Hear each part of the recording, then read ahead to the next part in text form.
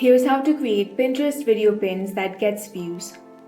First, you want to nail the hook in the first 2 seconds. Pinterest is a highly visual scrolling feed, so your video must start with immediate motion or an ultra satisfying reveal to stop a user's thumb. Always add a bold, high contrast text overlay at the top of your screen stating the exact benefit, because the vast majority of users watch videos with their sound completely turned off. Second, keep your editing tight and highly actionable. The sweet spot for Pinterest video retention is 15 to 30 seconds. Focus on showing a fast-paced tutorial, a quick list of resources, or behind-the-scene transformation rather than long videos.